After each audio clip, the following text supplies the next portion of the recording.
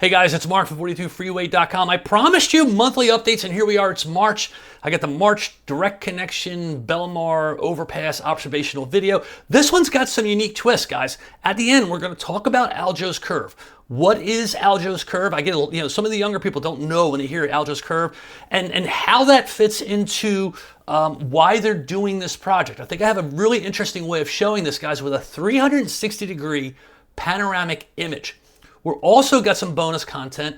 I've dropped this in prior videos. There's a whole nother tunnel still to come in this project. Guys, we're looking at 3 levels of roadway right now.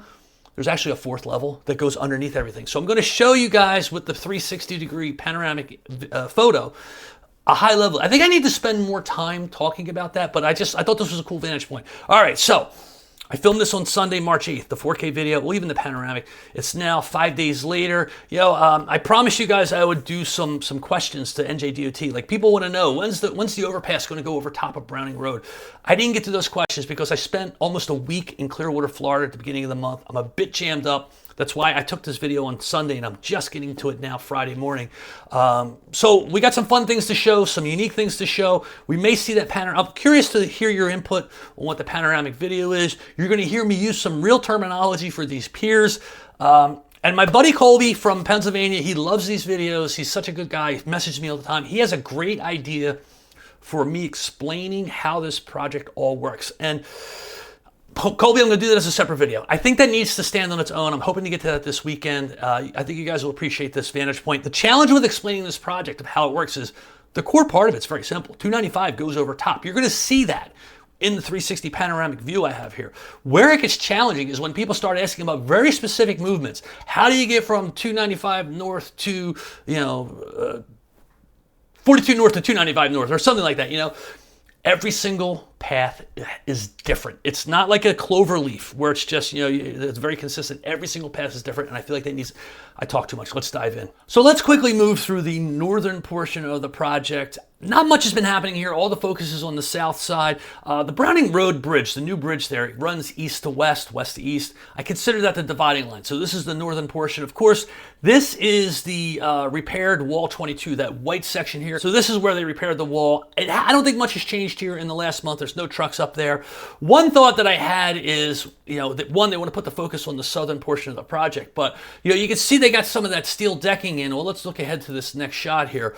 The steel support decking that I guess they're going to pour concrete and asphalt on top of that.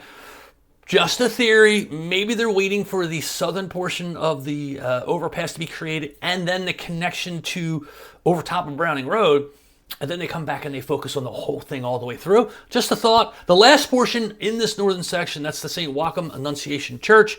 And there's that cutout there. That was the abutment for the temporary bridge. It looks like they got it all cleaned out. I don't know if much has moved there in the last month, but again, that's completely fine because the focus is on the southern portion. Let's take a look at that finally. Moving over to the south side of the project where all the action is, I got this dramatic rising view. I did this on purpose so we could talk about it. So in the front here, you can see the 2 vertical columns and the girder going across. So this is a multi-column pier. Some may say that this is a portal pier because it makes sort of like a doorway portal, but actually I believe it's a straddle. We're going to look at this again because what happens is you got that longer horizontal girder going across. The overpass does not sit on its center. The overpass kind of bends off to the side there. So that whole right end there is not being utilized. You can see 6 rows of girders going all across, and check this out. It extends now all the way to the raised ramp that they've been building. There's a pier in the center. I believe that's a hammerhead pier. We're going to talk about that in a second. Since I've taken this video on Sunday, March 8th, they have added additional girders off of that center hammerhead pier. Moving on to the next angle.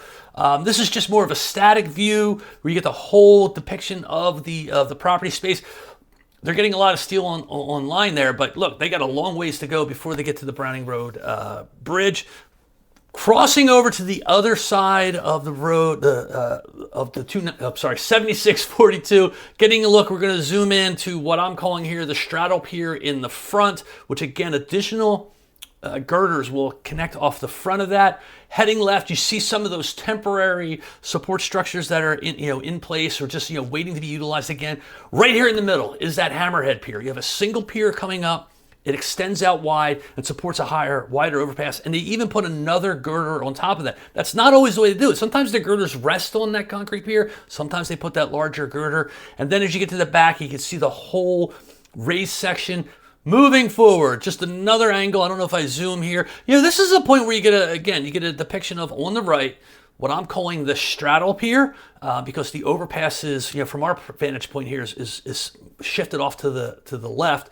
And then somewhat in the center of the screen is that girder by itself, the hammerhead pier, and then coming off the back of that now, since this was filmed on Sunday, they've already started adding additional piers there.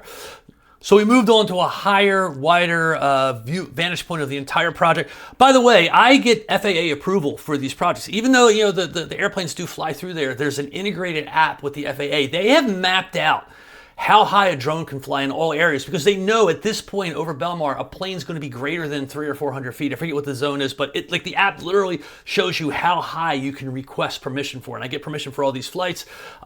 This is the higher vantage point. So they've already connected a big portion of what is 295 South. Now on the left, where that center hammerhead pier is, they got to go all the way down because it's more recessed. The ramp that's in the back, is the elevated roadway is further back. So they got a long run to do there too. So they still got a bunch of work to do, but they are moving fast.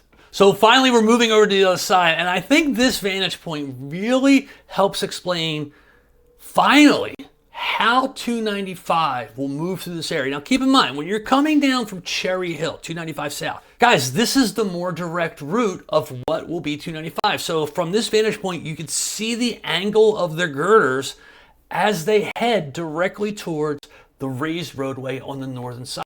So we're just giving you a vantage point. So that's looking south. You got 42 to the left. And this is all of that, the dirt top there. That is all of 295 north and south.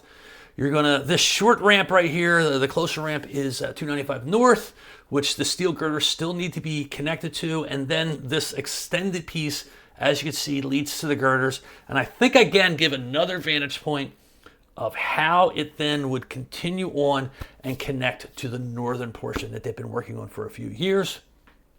Now I'm all the way back by the cemetery, and I just, giving that sort of same look, but in the opposite direction. Again, this was done on a Sunday.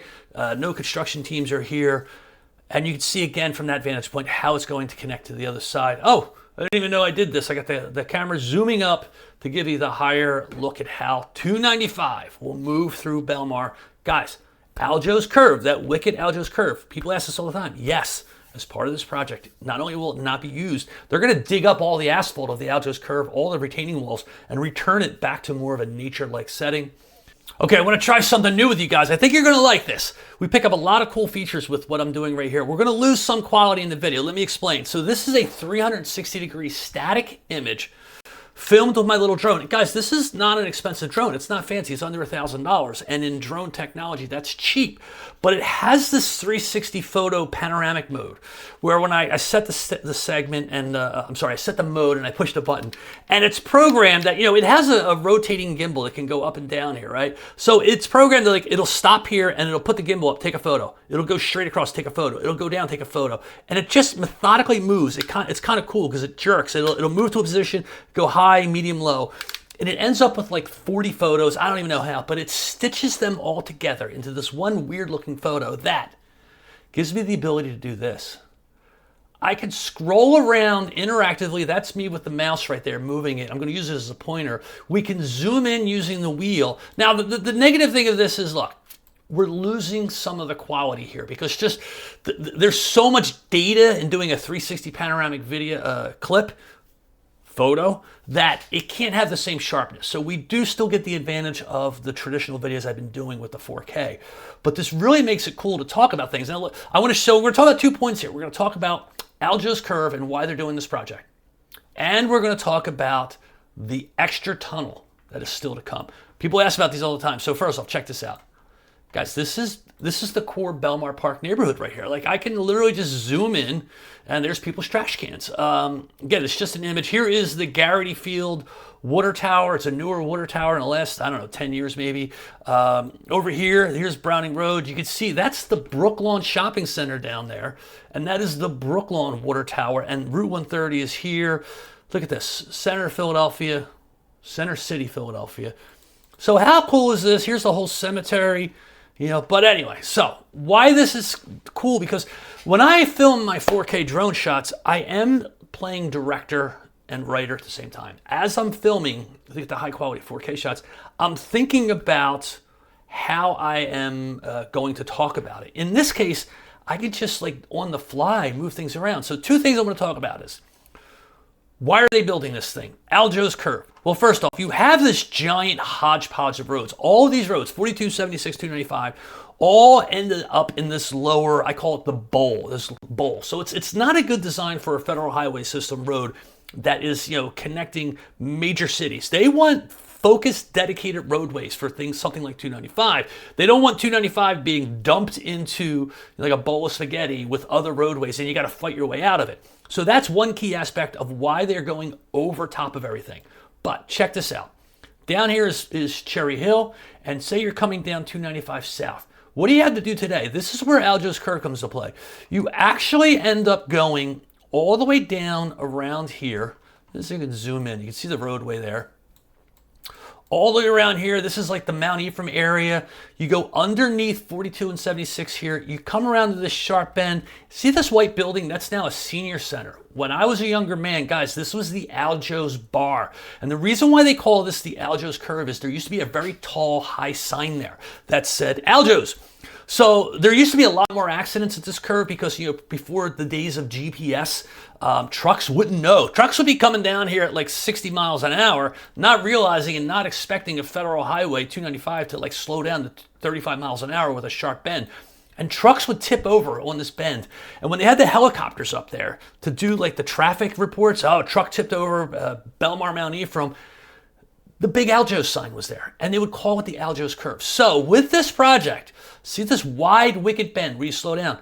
That goes away. They are literally, when this is done, they're literally going to dig up all this asphalt, replant grass and trees, and return it back to Mother Nature. So what we have now is this mess all the way out here and around. What we're going to have, that same route, will be over here. And think about that. When you're going some Cherry Hill now and you want to continue on down 295 or 42, you get over to the right because that's where Aljo's curve is. In the new world, when this thing is done, you're actually going to be going off to the left because you're going to go on this ramp, you're going to come across over the overpass, and boom. Isn't this so much easier and better than this long, wide bend where you have to slow down to 35 miles an hour and you have to then get dumped into all these other roadways to move around? The next thing I want to talk about why I have this here is, and I mentioned this may still need another video of its own. There's another tunnel coming with this project. This project is actually 4 levels stacked. You have the overhead 295, top level. You have Browning Road, that'd be level, the top level number 4 is actually, Browning Road's actually level 3. The 4276 on the bottom, which is sort of the bowl, is actually level 2. There's another level below this, guys. So I get this question all the time. When you're coming from 295 south and you want to go, say, to 42 south, you're going to come down and you're actually it's going to bring you this way. I'm just going to go high level, and this probably requires its own video.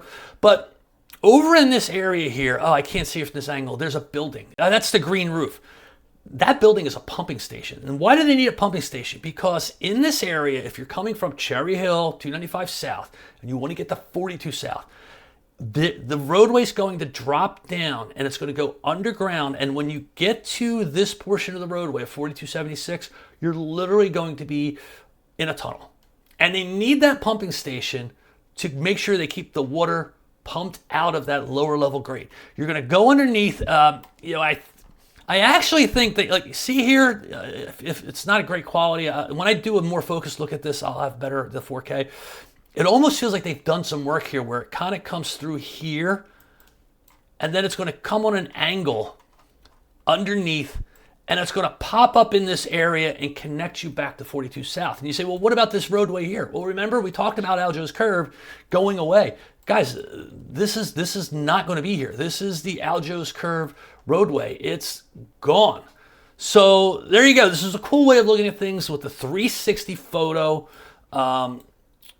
Talked about a couple unique things. I'm still going to do, mostly the 4K video. It just gives such better quality, but we may see more of this. Oh, geez, you know what? After all that, I have a whole nother vantage point. I went to the other side of the road where the